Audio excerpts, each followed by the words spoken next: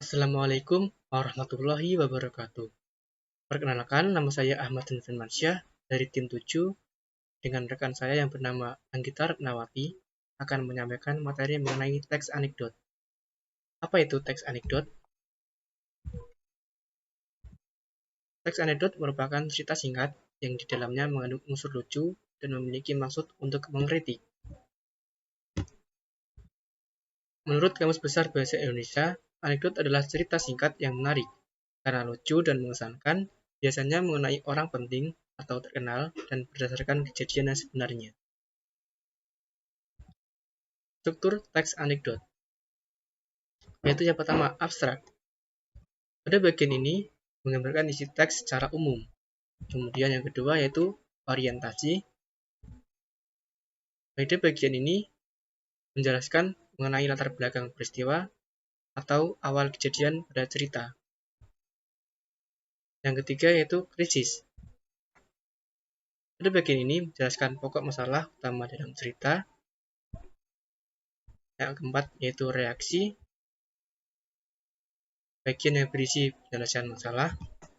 Dan yang terakhir yaitu coda, bagian penutup cerita. Ciri-ciri teks anekdot, yaitu bisa menghibur atau mengundang tawa pembaca atau pendengar, tidak menyinggung pembaca atau pendengar yang diceritakan saat kritik halus, sebagai media penyampai pandangan, inspirasi yang bernilai positif dan berbau humor ke publik, menginspirasi pembaca atau pendengar agar dalam menyampaikan protes atau ketidaksetujuan dengan cara yang halus, menampilkan tokoh-tokoh yang dapat diidentifikasi dalam kehidupan sehari-hari, dan yang terakhir, bersifat humoris, lucu tapi menyindir. Saya Anggita Nawati akan lanjut membahas tentang teks anekdot. Kali ini membahas tentang menganalisis kebahasaan dari teks anekdot. Unsur kebahasaan dalam teks anekdot yaitu sebagai berikut. Yang pertama, ada bahasa yang digunakan.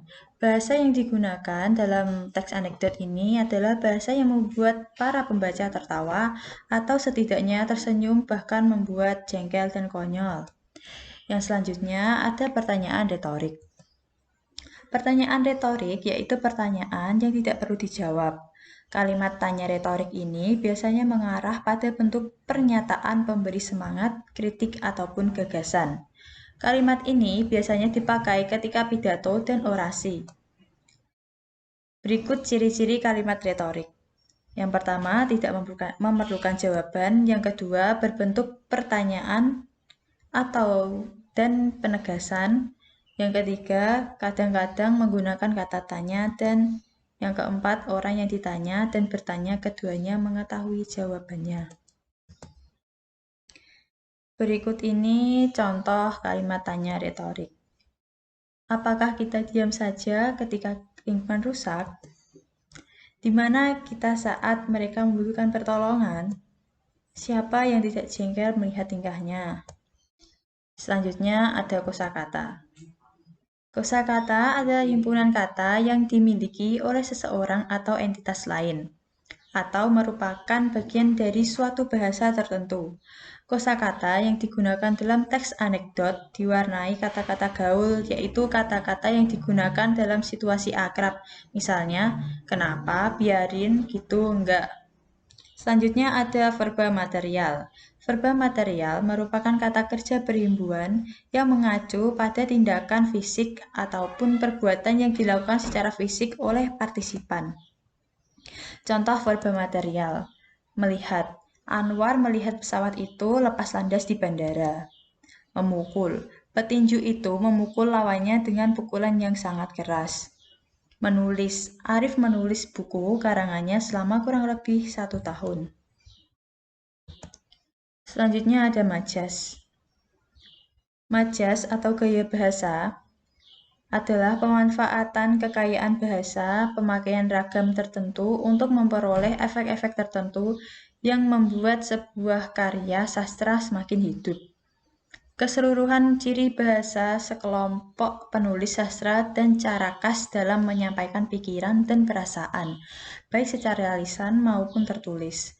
Kadang digunakan majas atau gaya bahasa metafora dan personifikasi. Majas metafora adalah majas yang menggunakan kata atau kelompok kata untuk menyatakan perbandingan berdasarkan persamaan. Contohnya, pemuda adalah tulang punggung negara. Majas personifikasi adalah majas yang mengumpamakan benda mati sebagai orang atau hidup. Contohnya, lonceng menjerit-jerit. Selanjutnya ada konjungsi. Konjungsi atau kata penghubung adalah kata-kata yang menghubungkan satuan-satuan sintaksis, baik antara kata dengan kata, antara frasa dengan frasa, antara klausa dengan klausa, atau antara kalimat dengan kalimat. Berikut contoh konjungsi. Yang pertama ada konjungsi antar klausa, dibagi menjadi 3 jenis, yaitu konjungsi koordinatif. Konjungsi koordinatif adalah konjungsi yang menghubungkan dua klausa atau lebih yang memiliki status sintaksis yang sama. Contohnya tetapi. Tetapi digunakan untuk penanda hubungan perlawanan. Yang kedua ada padahal. Padahal digunakan untuk penanda hubungan pertentangan. Yang ketiga ada dan digunakan untuk pertanda hubungan penambahan. Selain menghubungkan klausa, konjungsi koordinatif juga menghubungkan kata, yaitu dia menangis dan adiknya pun terseduh-seduh. Dia terus saja berbicara, tetapi istrinya hanya diam. 3. Habib pura-pura tidak tahu, padahal tahu banyak. Selanjutnya ada konjungsi subordinatif, yaitu konjungsi yang menghubungkan dua klausa atau lebih yang memiliki status sintaksis yang tidak sama. Macam-macam konjungsi tersebut adalah jika, kalau, jikalau, asalkan, bila, manakala digunakan untuk menyatakan syarat. Yang kedua ada sehingga, hingga, sampai, makanya digunakan untuk menyatakan akibat. Selanjutnya ada bahwa untuk menyatakan penjelasan. Selanjutnya ada konjungsi korelatif. Adalah konjungsi yang menghubungkan dua kata, frasa atau klausa dan kedua unsur itu memiliki status sintaksis yang sama. Macam-macam konjungsi tersebut. Ada baik, titik maupun titik. 2. Tidak hanya, tetapi juga. Yang ketiga ada bukan hanya, melainkan. Selanjutnya ada konjungsi antar kalimat, yaitu konjungsi yang menghubungkan suatu kalimat dengan kalimat yang lain. Macam-macam konjungsi tersebut adalah dengan demikian untuk menyatakan konsekuensi, oleh sebab itu, untuk menyatakan akibat, sesungguhnya bahwasanya untuk menanyakan keadaan yang sebenarnya. Yang ketiga ada konjungsi antar paragraf, yaitu konjungsi yang digunakan untuk menghubungkan paragraf tempat konjungsi itu dipakai dan paragraf sebelumnya. Konjungsi antar paragraf pada umumnya terletak pada awal paragraf. Macam-macam konjungsi tersebut antara lain adapun, akan hal, mengenai, dan dalam pada itu. Langkah-langkah yang harus diperhatikan dalam menyusun teks anekdot antara lain yang pertama, menentukan topik sebagai masalah yang akan disorot. Selanjutnya, menentukan tokoh terkait. Lalu, menentukan peristiwa yang menjadi latar belakang. Selanjutnya, merinci peristiwa dalam alur anekdot yang meliputi abstraksi, orientasi, krisis, reaksi, dan koda. Selanjutnya, mengembangkan kerangka anekdot menjadi sebuah cerita yang utuh. Selanjutnya yang terakhir ada penyuntingan. Berikut ini adalah contoh teks anekdot. Sekian dari kami. Wassalamualaikum warahmatullahi wabarakatuh.